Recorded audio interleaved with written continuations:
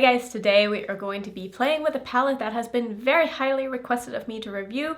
I just got back from a trip and I had a lot of packages and I asked on my Instagram stories like, what are you the most interested in seeing?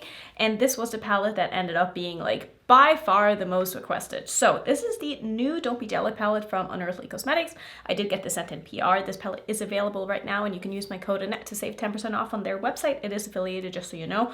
We're going to be doing 2 looks with this today. I would do more, but honestly, like I said, I had a lot of packages come in and I just don't have time to do more than 2 looks with each palette. I'm going to try to do 2 with each.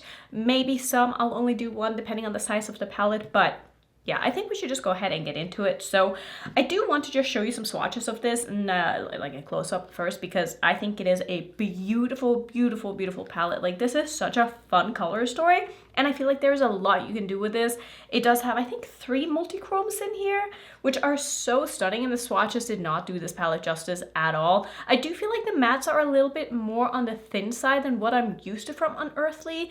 But it's also been a little while since I've used any of my Unearthly mattes. I usually reach for their shimmers, so I could just be like misremembering, but I did find that some of these mattes did not swatch the absolute best. And I also found that in the first look that I did, which I will show you in the end, I didn't have the best time with the mattes. So I'm curious to try out the mattes I haven't tried yet in the look that I'm going to be doing on camera today. So I think we should just go ahead and jump in. Another thing that I do want to just mention briefly is that they used to have another Don't Be Jelly palette, which is this one right here, which is an all shimmer palette, and it has 9 shades in it. A lot of these are like duochromes, and I'm just curious why they named it the same thing.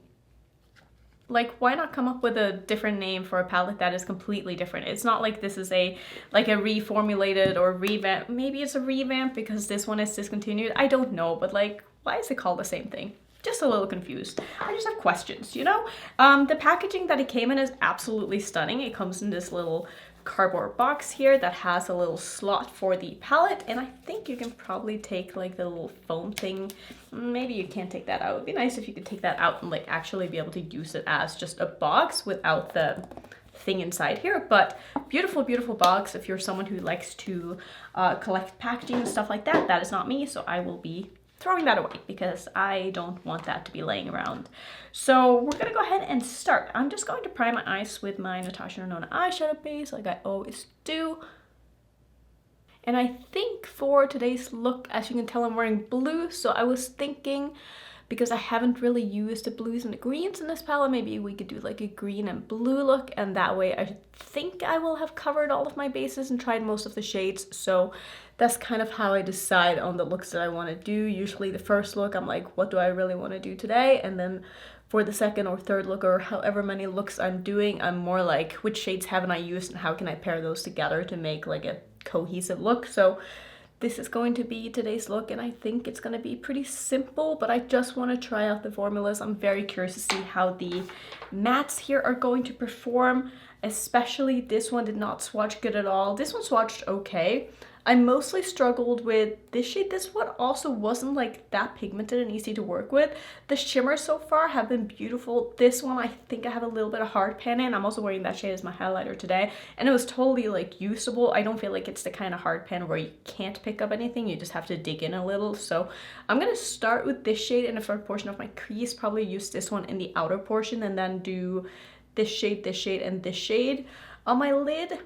I think that's probably going to be the plan. I'm not sure if I've used this shade then, but in 2 looks, it's kind of hard to like use all of the shades and have them make sense. So I'm going to start with this shade, which is the shade called Seafoam.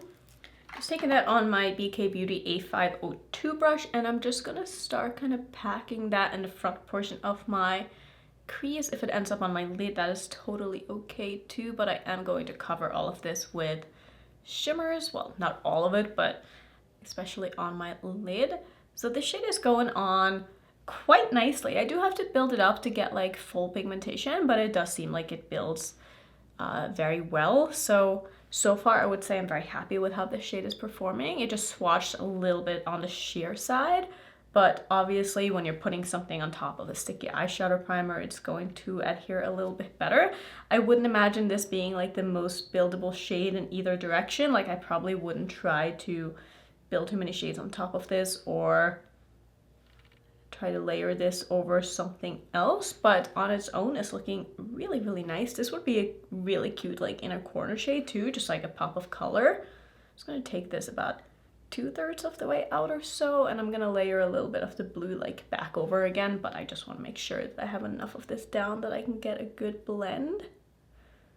I'm gonna try to use some of this underneath my eye as well. I do not have an eyeshadow primer under here, so it might not stick as well, but I'm probably gonna layer some of the green shimmer over the top of this anyway. Okay, that is actually going on very, very nicely.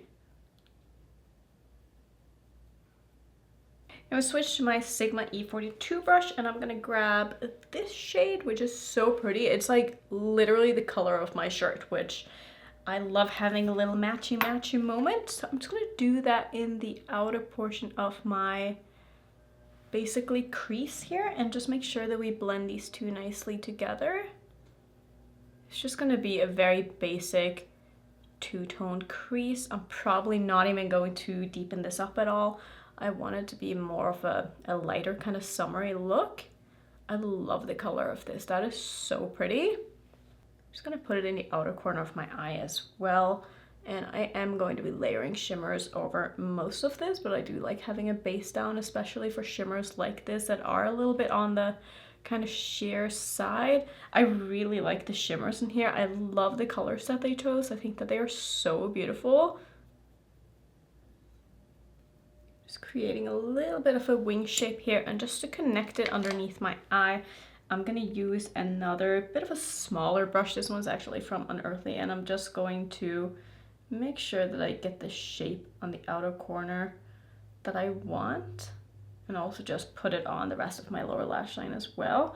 I really like the brushes from Unearthly. I think that a lot of them have really nice unique shapes, and they're all like on the smaller side, which is so perfect for me, because you guys know how much I prefer small brushes when it comes to doing my eye makeup, because it just makes it so much easier to be precise. And as someone who has very small eyes compared to like other people, I just have a small head, so like all of my features are pretty small. I'm a petite person, I'm only 5'1", so even though it looks like I have pretty big eyes, like for my face, my eyes relatively to other eyes, I feel like are pretty small. So having small brushes make a very, very, very big difference in just how you're able to control what you're doing with your eyeshadows. So I really do like Unearthly's brushes for that reason. And so far I would say that I'm having a really good time with this palette. This is performing very, very nicely, and I love this color combination, and I'm excited to get some of these shimmers on my lid.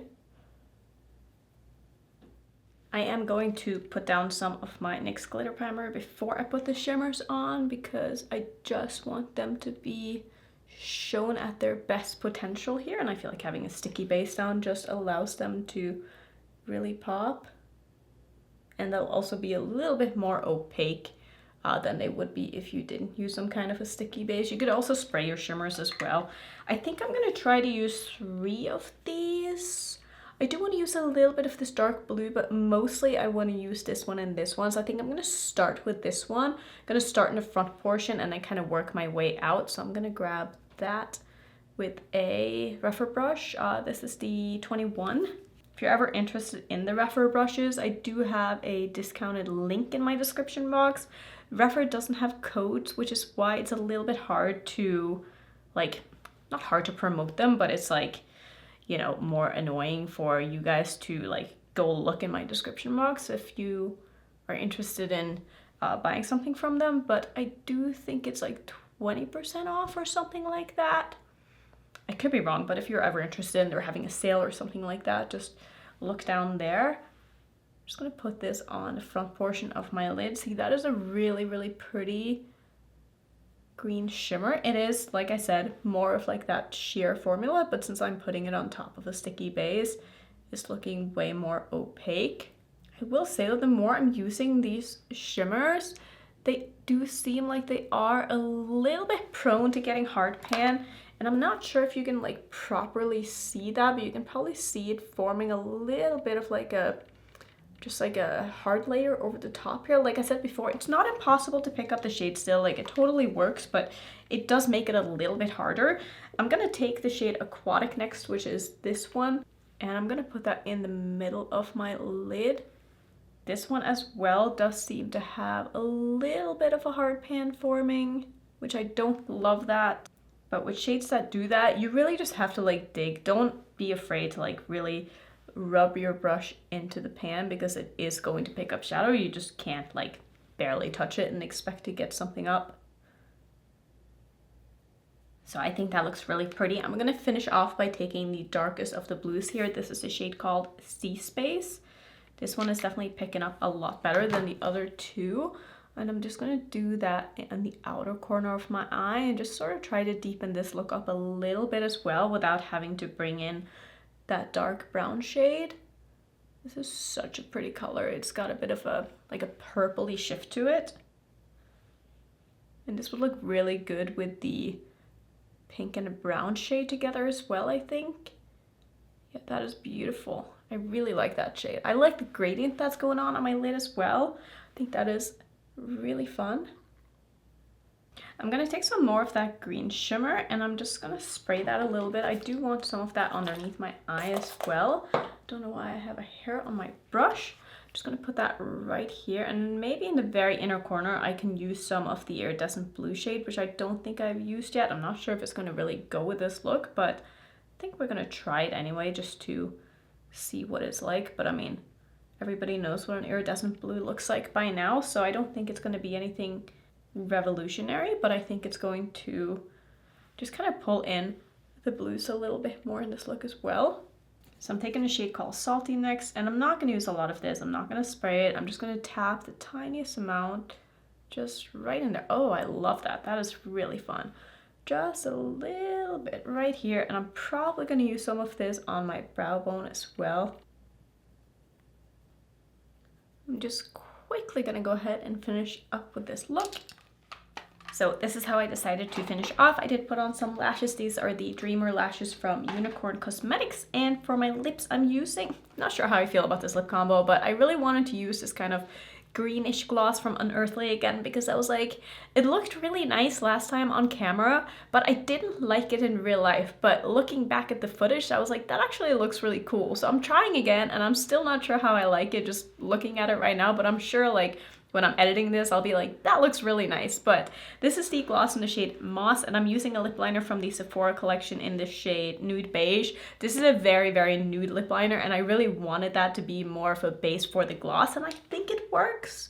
Like, I really wanted to pull in the green, like, with my lip that I kind of have in my eyes, even though that's more of a, like, an aqua shade, but I don't know. I like it. I think it works. So I'm going to show you the first look that I did with this palette, which is going to be the second look for you, obviously, but I'll show you the footage of how I did that look. So I wanted to play with more of the kind of pinkish and purpley tones, and I also wanted to test out the dark brown. So I did a very basic look, which is what I usually do when I'm trying out, you know, a new palette for the first time. I really want to just do like a transition shade, a deepening shade, some lid shades, just kind of see how the shadows perform. And like I said in the beginning of the video, I did feel like the first matte that I used was a little bit on the sheer side. It took me quite some time to like actually build it up and blend it out to where it was that I was happy with the way it was looking, which I felt like was unusual for Unearthly, but also like I said in the beginning, it's been a while since I've used the Unearthly mattes. I usually tend to reach for their shimmers.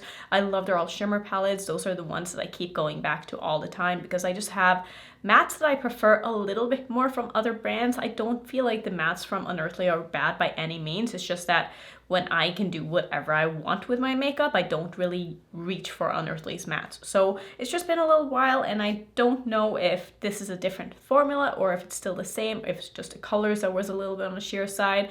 But they're not my favorite mattes, I gotta admit. I do think that the shimmers are where it's at in this palette, and I'm a little bit like hesitant to really recommend this palette just because of like the hard pan issues. For me, this level of hard pan isn't a big deal. Sometimes with hard pan, you can barely pick up the shade at all. I do feel like here I'm still able to pick up the shade, but you do need to dig into the pan. And I don't know if it's because I swatched this palette today before I used them, so maybe keep your fingers out of them. I'm not really sure. I hadn't swatched it before I did my first look, so the fact that it's still hard pan, just putting my brush into that shade, a little bit concerning. So just take that information and do with it what you want. But I don't know if this palette is worth $60. That's going to be up to you to decide. I do think the color story is beautiful, and I think the shimmers are beautiful when you get them on the eye. They also wear beautifully as well. I had no issues at all with wear time yesterday, so I'm sure these are going to wear really nicely too. So I think those are going to be my thoughts. Let me know if you bought this palette. Let me know if you have this palette. I know it's been available for a little while, and I think some of you have probably gotten it already. But yeah, let me know if you have the same kind of issues as I do. I would love to hear if other people have the same opinions. So that's going to be it for today. Thank you so much for watching. If you want to see some more unearthly content, I do have a pretty long playlist. I'll put that right there. And if you're new, don't forget to subscribe, and I'll see you in my next video. Bye.